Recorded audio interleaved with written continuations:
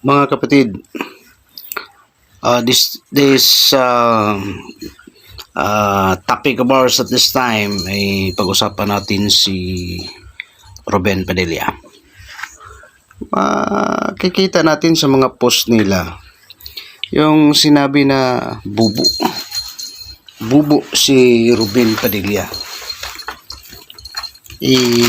For me, so for my own opinion lang, maging bubo ba yung tao na naging artista?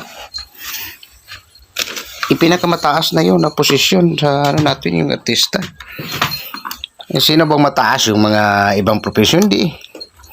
Basta naging artista ka, for me, ikaw ang pinakamataas dito na posisyon dito sa mundo natin. Di kilala kayo internationally. Yung mga abogado, doktor at mga ano pa yun, hindi yun nakilala internationally. The whole world. Ngunit yung mga artista nakikilala yun the whole world. Sasabihin mo lang na bubo. Tarso ka naman. Sino ba naman ang matalino? Yun bang laging nag-English dyan? Yun ba mga magnanakaw dyan? Yan. Ang tao, my friend, kung minsan may mga humble na tao na hindi yun palaging nag-English. Mayroon nga akong kakilala na ano lang, yung major niya ay hindi English major. PE major na katulad ko.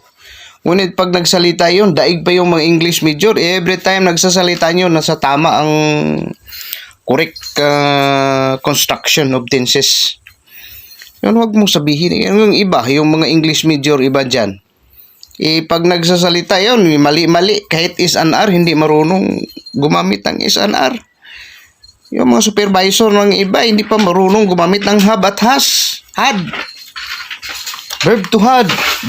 Verb to have, brother. Verb to be. Hindi marunong. Iyon ba ang sinabi niyo na matalino? Huwag niyong i-judge yun si Ruben Padilla. May mga tao kasi na hindi may mga tao na hindi boastful. Yung mga mga humble type. Yun si Ruben Padilla, humble type yun eh. May issue ka bang napakinggan niya na nangnakaw yan? Hindi. Wala. Dito sa daigdig natin, ang kailangan natin dito, hindi matalinong tao. Sino ba ang sa atin, ang gumawa ng kalokohan sa atin? Yung mga matalinong tao. Yun ang sumira sa daigdig natin. Ang kailangan natin ay mga tao na may magandang puso ngayon.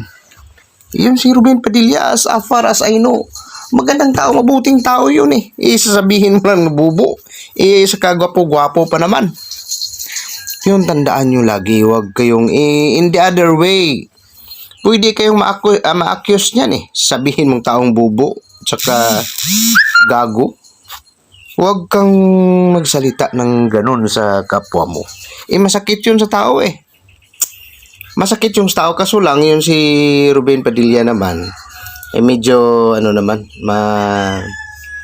may malawak na yung mindset. Malawak na mindset yun, hindi katulad yung iba na lagi na lang nagbibigay ng mga komento na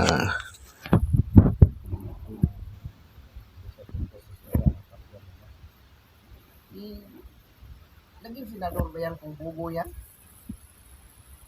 Paano naging senador yan kung bubo? Hindi yan bubo.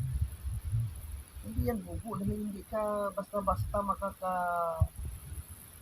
mananalo sa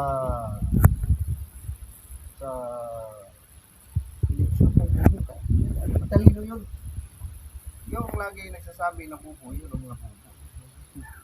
Pag tumakbo yun, ilang kilometro ang behind yan kaya kahit gaano mo man sisiraan ang tao kung kung high level yun, ilang tao lang ang sumisira sa kanya. Marami naman ang nagmamahal sa kanya. But natural dito sa kanya.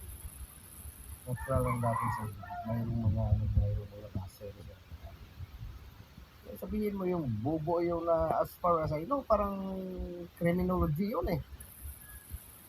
criminology graduate yun, makakapasa ka ba sa criminology pag bubo ka? Hindi lang yun, hindi lang showy tayo. Mayroong matao na hindi showy tayo. Mas marunong yun. Marunong yun. Kaya nga sabi nila, I'm a teenager. Sabi na nila, hindi tayo marunong yun sa dance. Hindi marunong. Hindi lang ako nagtuturo ng dance, hindi marunong ito. Basta ng literature. Kaso lang, ano lang yung magbasa ka ng literature, it takes time to interpret. Marunong tayo.